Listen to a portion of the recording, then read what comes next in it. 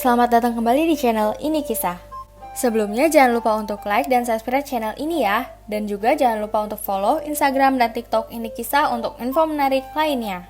Pada video kali ini, kita akan membahas salah satu pecahan dari negara adidaya Uni Soviet, yaitu Rusia. Dalam sejarahnya, rakyat Rusia berada dalam sistem masyarakat yang mengalami evolusi kepemimpinan dan struktur pemerintahan. Hal ini dapat dilihat mulai pada awal terbentuknya negara bangsa yang berpusat di Kiev atau yang sekarang dikenal dengan Ukraina pada abad ke-9 hingga sistem federasi pada masa sekarang ini. Sebenarnya, siapakah Rusia? Nenek moyang bangsa Rusia dapat dirunut dari keberadaan masyarakat Slavia yang terbentuk kurang lebih 2000 tahun yang lalu di kawasan sebelah selatan Baltik. Masyarakat tersebut hidup di sekitar sungai Wisla. Menurut data arkeologi, daerah asal nenek moyang bangsa Slavia yang dikenal dengan Praslavia berada di sebelah timur Jerman, yaitu dari sungai Oder di sebelah barat, membentang sampai ke pegunungan Karpatian di sebelah timur. Pada awalnya, masyarakat Slavia merupakan masyarakat primitif dan belum memiliki sistem pemerintahan. Mereka masih hidup berkelompok, namun lambat laun menyebar dan menempati wilayah-wilayah luas di Eropa Selatan, Tengah, dan Timur, yang diikuti juga dengan asimilasi kebudayaan setempat. Kemudian muncul kelompok-kelompok Slavia yang terdiri dari suku Slavia Selatan, yaitu Slovens dan Korovats, dan Slavia Barat, yaitu Polandia dan Slovakia, dan juga Slavia Timur. Bangsa Polandia merupakan bangsa terkuat di antara bangsa-bangsa Slavia lainnya, dan tanah itu telah dihuni bangsa non-Slavia yang dikenal dengan nama Rusi atau orang-orang Rus. Bangsa Rusi akhirnya dislaviakan oleh bangsa Polandia tanpa harus mengubah nama asli mereka. Dari nama inilah kemudian dikenal dengan nama Rus, Ruski, dan kemudian Rosia atau Rusia. Masyarakat Rus dan masyarakat Slavia pada umumnya mendiami daerah di sepanjang sungai atau aliran air. Daerah tersebut umumnya merupakan lalu lintas perdagangan. Oleh karena itu, kota-kota kuno seperti Kiev, Novgorod, dan Moskow merupakan pusat perdagangan yang terletak di pesisir sungai. Tradisi tulis, kemunculan tulisan piktograf primitif atau dalam bentuk garis dan goresan-goresan menurut para peneliti sudah terjadi pada paruh milenium pertama Masehi. Tulisan tersebut tidak efektif untuk penulisan teks-teks yang rumit, yang sangat dibutuhkan pada periode pembentukan negara-negara Slavia. Oleh karena itu, bangsa Slavia menggunakan huruf Yunani untuk menulis ungkapan bahasa ibu mereka dengan mentransformasikan alfabet Yunani dalam kekasan fonetis bahasa-bahasa Slavia atau Proto-Kirilik. Pembentukan alfabet Slavia dikaitkan dengan nama dua orang misionaris Bizantium yang bernama Kirill atau Saint Cyril dan Methodi atau Methodius. Pada paruh kedua abad ke-9, alfabet glagol atau glagolitsa dibuat oleh Kirill. Evolusi sistem pemerintahan bangsa Rusia hingga masa demokrasi. Sistem otokrasi Rusia atau Samandarkovye merupakan hasil evolusi sesuai dengan tuntutan zaman dan perkembangan peradaban manusia. Terdapat 3 tahap dalam sistem pemerintahan feodal Rusia, yaitu tahap awal yaitu masa kepangeranan. Dikenal dengan periode kepangeranan di mana masyarakat Rus dipimpin oleh seorang pangeran atau Nayas. Masa ini berlangsung saat mulai dikenalnya sistem pemerintahan hingga naiknya Ivan IV. Ivan IV yang memperkenalkan istilah Tsar sebagai simbol kekuasaan seluruh tanah Rus dan membawahi kepangeranan maupun khanet atau sistem pemerintahan di bawah seorang khan yang berada di bawah kekuasaannya.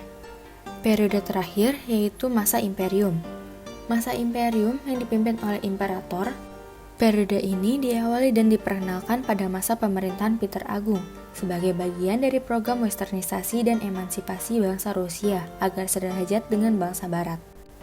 Masa demokrasi. Rus kuno pada dasarnya adalah negara yang merupakan transisi dari feodal awal ke bentuk masyarakat feodal yang sempurna. Terbentuknya masyarakat yang demokratis yang sederhana dalam bentuk dewan rakyat atau Viech yang berdampingan dengan kekuasaan pangeran yang bertumpu pada kesetiaan para pengawalnya atau Druzhina, merupakan ciri masa Rus kuno. Druzhina dibedakan dalam 2 tingkat, yaitu Starshaya Druzhina atau Druzhina Senior dan Mladshaya atau Junior. Pemerintahan Rus Kiev.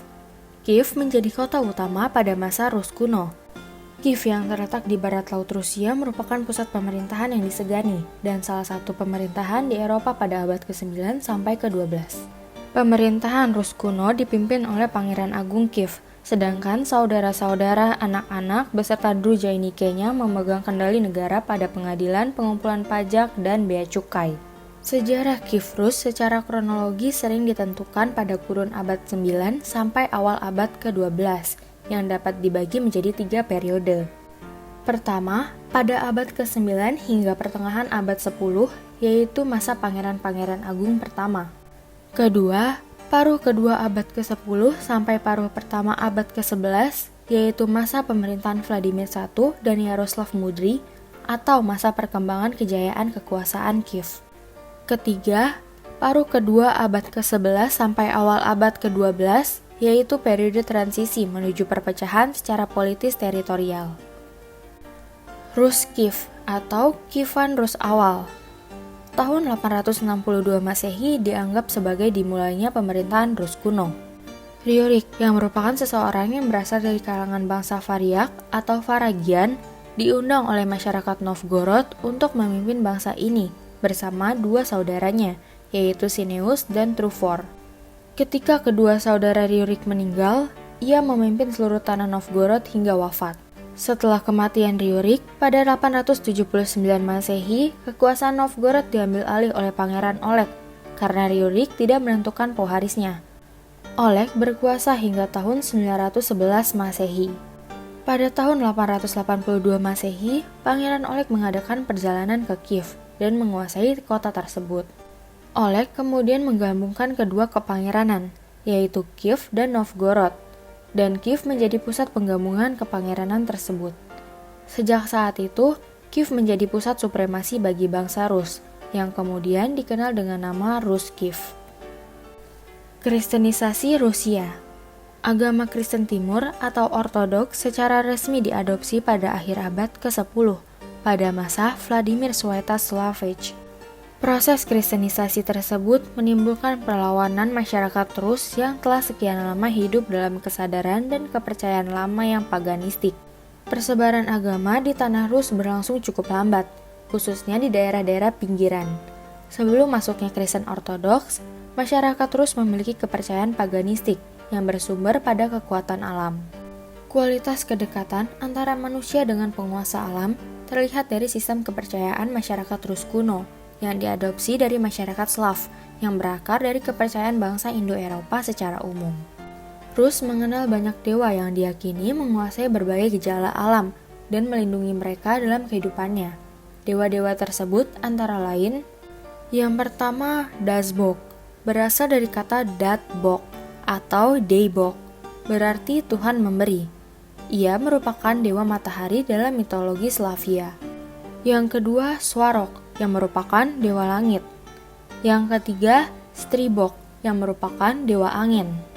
Yang keempat, Piran, yang merupakan dewa halilintar.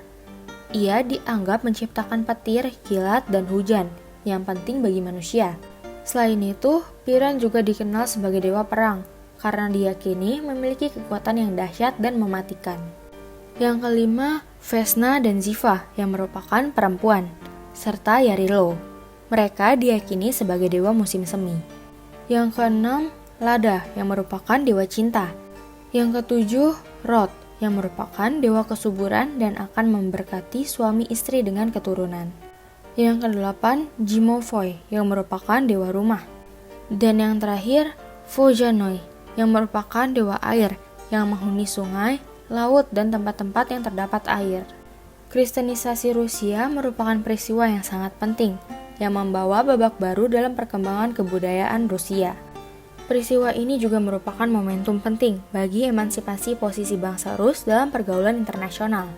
Kristenisasi Rusia di satu sisi memberikan rasa percaya diri bangsa Rusia dalam pergaulan di antara negara-negara beradab, dan di sisi lain mendekatkan bangsa ini dengan Bizantium yang memiliki nilai strategis bagi pedagang dan keamanan Rusia. Kemunduran pemerintahan Rus kuno. Penyerbuan bangsa barbar dari Asia, yaitu bangsa Mongol, terjadi setelah beberapa abad terbentuknya pemerintahan di Kiev pada abad ke-13. Sistem penjajahan Mongol sangat khas yang dikenal dengan istilah Mongola Tatarskoye Aigo, di mana penjajah menempatkan administrasi di daerah koloninya. Kepangeranan Rusia masih dibiarkan hidup, namun harus membayar upeti dan pengangkatan Pangeran Rusia harus mendapatkan restu dari Khan Mongol. Pada tahun 1237 sampai 1240, seluruh kepangeranan di tanah Rusia ditaklukkan oleh pasukan berkuda yang dipimpin oleh Khan Batu. Ia merupakan keponakan dari Zhenghis Khan. Kemudian kembali ke Nizhny Volga dan membentuk pemerintahan yang dikenal dengan nama Golden Horde atau Zolotaya Orda dengan pusatnya di kota Sarai. Proses sentralisasi tersebut kurang lebih berlangsung selama 2 abad, yaitu sejak abad ke-14 hingga awal abad ke-16. Bangsa ini terlepas dari belenggu penjajahan bangsa Mongol. Sejak penghancuran yang dilakukan oleh bangsa Mongol, Kiev sebagai pusat pemerintahan Rus kuno telah kehilangan wibawanya. Masa keemasan pemerintahan Rus Kiev berakhir dengan terpecahnya bangsa Rus dalam kepangeranan yang kecil-kecil. Dan Rus Kiev baru bisa kembali berjaya setelah dipimpin oleh Ivan IV. Pemerintahan Ivan IV, The Terrible, pada tahun 1533 sampai 1584. Ivan Vasilievich atau Ivan IV merupakan pemimpin yang berhasil memperkuat figur Moskow dalam perjuangan bangsa Rus melawan bangsa Tartar. Ivan IV mendapat julukan Grozny atau Ivan yang dahsyat karena pada periode pemerintahannya ia banyak menggunakan metode teror untuk mencapai apa yang diinginkannya. Ivan IV merupakan Tsar pertama Rusia. Ia berjasa dalam meletakkan dasar bagi struktur pemerintahan Rusia. Selain itu, Ivan IV juga membentuk organ-organ pemerintahan yang dikenal dengan istilah Praikaze. Awalnya hanya ada beberapa Praikaze, seperti Departemen Perutusan atau Pasolsky Praikaz yang bertugas mengurusi masalah hubungan dengan negara lain, serta Departemen Militer atau Ryzhny Praikaz dan Yamsko Praikaz yang mengenal persuratan. Setelah kematian Tsar Ivan IV pada tahun 1584, Rusia seperti kehilangan sosok pemimpin yang kuat. Tsar Fyodor yang saat itu berusia 27 tahun adalah seorang pria yang sakit-sakitan yang diharapkan meneruskan kebijakannya. Hal ini membuat Rusia terjerumus dalam masa kegelapan yang hampir menghancurkan eksistensi bangsa ini. Zaman kegelapan atau Smutnoye Vremya.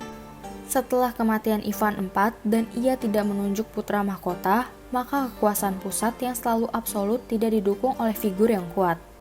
Akibatnya, kekuatan lokal yang selama ini diharuskan tunduk pada pusat mulai menunjukkan ketidaktaatan kepada Moskow. Pangeran Fyodor akhirnya naik tahta pada tahun 1584 setelah kematian ayahnya, walaupun tidak didukung kemampuan kepemimpinan yang cukup. Walaupun demikian, ia masih bisa memerintah hingga kematiannya pada tahun 1598. Kematian Tsar ini memicu kericuhan karena terjadi kekosongan kekuasaan. Pewaris tahta yang seharusnya Pangeran Dmitri konon telah tewas secara misterius beberapa tahun sebelumnya.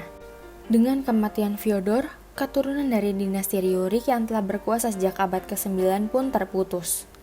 Setelah berhasil mengusir orang-orang Polandia yang telah menguasai Moskow dan membebaskan Kremlin pada bulan Oktober 1612, pada bulan Februari tahun berikutnya, di kota tersebut, Zemsky Sobor memilih Mikhail Romanov, yang saat itu berusia 16 tahun, sebagai Tsar baru untuk memimpin Rusia. Mikhail Romanov walaupun bukan keturunan dari dinasti Ryurik, namun masih merupakan kerabat dari silsilah penguasa Rusia. Ayah Mikhail, Fyodor Romanov, yang lebih dikenal sebagai pendeta Filaret, merupakan saudara sepupu dengan Tsar Fyodor I atau putra Ivan IV. Dinasti Romanov melahirkan banyak pemimpin besar Rusia seperti Peter Agung, Katerina II, dan Alexander I. Peter Agung dan awal mulanya Kekaisaran Rusia. Meskipun kekaisaran secara resmi didirikan oleh Peter I menyusul perjanjian Nystad pada 1721, beberapa sejarawan berpendapat bahwa Kekaisaran Rusia sudah dimulai ketika Ivan III menaklukkan Novgorod atau ketika Ivan IV menaklukkan Kazan. Tsar Peter Agung atau Peter I atau Peter Alexeyevich Romanov adalah seorang pemimpin yang keras.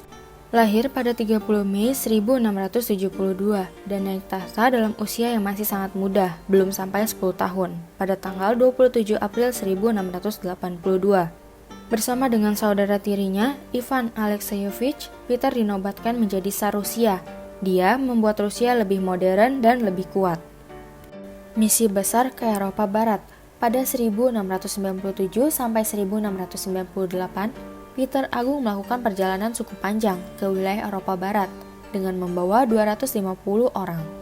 Dia menyamar dengan nama Pyotr Mikhailov yang bekerja di galangan kapal di Inggris dan Belanda. Ia belajar sebanyak mungkin tentang Barat. Peter membawa ide-ide Barat kembali ke Rusia. Ia membuat pemerintah dan tentara lebih modern. Ia mendorong industri dan perdagangan. Selain itu, ia juga membangun sekolah dan rumah sakit. Dan bahkan mencoba membuat orang Rusia lebih Barat dengan mengenakan pajak pada orang-orang yang memiliki janggut dan berpakaian Asia. Namun yang pasti sosoknya dikenal sebagai pembaharu. Perang Utara pada tahun 1700 sampai 1721. Pada saat misi besar ke Eropa Barat, muncul perasaan anti-Swedia dan terbentuklah Uni Anti-Swedia yang terdiri dari Rusia, Denmark, Polandia, dan Saksonia. Pada tahun 1700, Rusia menandatangani Perdamaian Konstantinopel atau Konstantinopolski Mir dengan Turki. Perjanjian ini dimaksudkan untuk mengamankan perbatasan Rusia di sebelah selatan. Sepanjang tahun 1701, Rusia melakukan persiapan berupa pembentukan pasukan baru, artileri, dan armada tempur. BP Sheremetyev untuk pertama kalinya berhasil mematahkan perlawanan musuh di kota Darmstadt dan mengulangi kemenangan tersebut pada tahun 1702. Tahun 1703, Peter I menguasai Teluk Finlandia dan membangun kota Saint Petersburg. Sejak tahun 1712, kota tersebut menjadi ibu kota Rusia. Selama perang, Rusia akhirnya memenangkan perang pada tahun 1721. Masa akhir dari Kekaisaran Rusia. Yekaterina II berkuasa pada tahun 1762 sampai 1792. Lahir dengan nama Sophie, yang kemudian dibaptis secara ortodoks dengan nama Katerina. Terkenal dengan nama Katerina Agung yang memiliki peran penting dalam sejarah bangsa Rusia. Masa pemerintahan Yekaterina dikenal sebagai masa keemasan kekaisaran dan bangsawan Rusia. Ia membangun banyak kota dan melanjutkan untuk memodernisasi Rusia sejalan dengan Eropa Barat. Pada masa kekuasaannya pula, wilayah Rusia meluas berkali-kali lipat karena penaklukan dan diplomasi. Kekanan Crimea berhasil ditaklukkan menyusul dengan kemenangan Rusia dan peperangan melawan Kekaisaran Utsmania. Di barat, Yekaterina menjadikan persemakmuran Polandia-Lituania sebagai negara satelit Rusia. Di tengah kekuasaannya, Katerina menghadapi pemberontakan oleh Yamelian Pugachev pada tahun 1773 sampai 1775. Yamelian merupakan seorang bangsawan Kosak yang mengaku sebagai Tsar Peter III. Pemberontakan baru berhasil dipadamkan 2 tahun kemudian, dan Pugachev dijatuhi hukuman mati. Kosak atau Kazakh adalah lapisan masyarakat militer yang diambil dari penduduk beberapa daerah Rusia mulai abad ke-14. Pada awalnya mereka adalah penduduk yang melarikan diri dan bermukim di pinggiran wilayah Rusia. Karena tradisi militerisme di kalangan suku Kosak, pemerintah Rusia kemudian memanfaatkan bangsa ini sebagai penjaga perbatasan Rusia. Pada masa Peter, bangsawan dari kalangan ini mendapatkan hak istimewa seperti pembebasan pajak, hak atas tanah, dan sebagainya. Pada masa Imperium Rusia, Kosak menjadi lapisan elit dari tentara Rusia. Tsar Alexander I berkuasa pada tahun 1801 sampai 1825. Alexander memerintah Rusia pada masa peperangan Napoleon berkobar, yang akhirnya pasukan Rusia berhasil masuk ke Paris dan mengakhiri kekuatan adidaya Perancis dan ambisi Napoleon. Hubungannya dengan Prancis sendiri berubah-ubah dari netral, musuh, hingga sekutu. Pada masa pemerintahannya, petani dibuatkan Law of Free Agriculturists 1803, di mana para tuan tanah diperbolehkan untuk membebaskan budak-budak mereka dan memberikan mereka tanah-tanah untuk digarap. Namun, upayanya tidak begitu berhasil sampai menjelang akhir pemerintahannya hanya 47.000 dari 17 juta budak yang bebas dengan cara ini. Nikolai II. Ia merupakan tsar terakhir Kekaisaran Rusia dan juga keruntuhan dari dinasti Romanov. Ia adalah pendukung politik damai di Eropa. Pada masa pemerintahannya terjadi peningkatan teror, perlawanan, dan kekacauan. Pada saat tahtanya, Kekaisaran Rusia mengalami kekalahan besar dalam Perang Rusia-Jepang, yang mengakibatkan kehancuran total armada Baltik Rusia dalam pertempuran Tsushima. Nikolai II mengundurkan diri setelah Revolusi Februari oleh fraksi Bolshevik tahun 1917, di mana ia dan keluarganya pertama kali ditahan. Nikolai II, istrinya Alexandra Feodorovna, anaknya Alexei, Olga, Tatiana, Maria, dan Anastasia, mereka semua dieksekusi di dalam sebuah ruangan bawah tanah oleh para Bolshevik pada tanggal 17 Juli 1918. Ini merupakan akhir dari Kekaisaran Rusia dan juga mulai memasuki era komunisme Uni Soviet yang nantinya akan dibahas pada part 2. Peninggalan bersejarah Rusia. Yang pertama, Kremlin Moskwa. Benteng Moskwa yang kemudian dinamai Kremlin didirikan di Bukit Borovitsky. Di sebelah timurnya, tempat lapangan merah berada sekarang, terdapat tanah lapangan yang luas. Kremlin Moskwa adalah benteng dan kompleks istana bersejarah di pusat kota Moskwa yang dibangun dari batu bata pada abad ke-15. Kremlin mempunyai 20 menara. Dulunya, Kremlin merupakan tempat kediaman Tsar Rusia, tetapi sekarang merupakan kediaman resmi Presiden Rusia. Kediaman resmi Tsar Rusia berada di Istana Kremlin Besar, sedangkan Presiden berkantor di Gedung Senat Kremlin yang terletak di sebelah timur. Yang kedua, Lapangan Merah Moskwa. Lapangan ini merupakan lapangan yang terletak di samping Kremlin, Moskwa, Rusia. Di sekitar lapangan ini terdapat Museum Sejarah Uni Soviet. Lapangan Merah dahulu digunakan untuk acara penobatan raja dan Tsar Rusia yang sekarang merupakan pusat kegiatan masyarakat seperti upacara, pidato kenegaraan, pelantikan presiden, perayaan Hari Besar Nasional, konser musik, parade militer yang diawali oleh Uni Soviet dan diteruskan oleh Federasi Rusia. Yang ketiga, Katedral Saint Basil. Katedral Saint Basil merupakan gereja yang mempunyai banyak atap yang berbentuk kerucut di Lapangan Merah Moskwa, yang secara tradisional dipandang sebagai simbol posisi unik Rusia antara Eropa dan Asia. Pada tahun 1561, Katedral Saint Basil dibangun di Lapangan Merah oleh Ivan IV untuk memperingati kemenangan Moskwa atas kekanan Kazan. Sejak saat itu, Katedral Saint Basil mendominasi komposisi arsitektur lapangan dan menjadi simbol utamanya. Yang keempat, Kiji Pogos. Situs ini berasal dari abad ke-17 dengan daya tarik utama Gereja Transfigurasi dengan 22 kubah dan Gereja Syafaat dengan 9 kubah, yang keseluruhannya dibangun dari kayu. Untuk menyatukan rangka binusnya tidak digunakan paku. Yang kelima, Biara Solovetsky. Biara Solovetsky merupakan salah satu contoh terbaik arsitektur ortodoks di Rusia. Instalasi kayu dan batunya sangat indah. Biara ini direbut secara brutal dengan kekerasan selama perpecahan gereja Rusia pada abad ke-17, dan kemudian pada abad ke-12 diubah menjadi sebuah kamp penjara, di mana banyak penganut kepercayaan dan korban teror yang tidak berdosa binasa. Biara ini juga merupakan benteng yang perkasa. Pada abad ke-17, butuh 8 tahun bagi tentara untuk merebutnya dari sekelompok penganut kepercayaan lama yang teguh. Saat ini, Solovetsky difungsikan kembali sebagai biara. Dan yang terakhir, Kremlin Kazan. Kremlin ini dibangun atas perintah Tsar Ivan yang mengerikan di situs benteng Kazan Kanet lama, yang ia hancurkan ketika menyerbu Kazan pada tahun 1552. Kremlin ini berisikan artefak yang berasal dari abad ke-10. Sekian pembahasan kali ini, semoga bermanfaat bagi kita semua. Terima kasih sudah menonton dan sampai jumpa di video selanjutnya.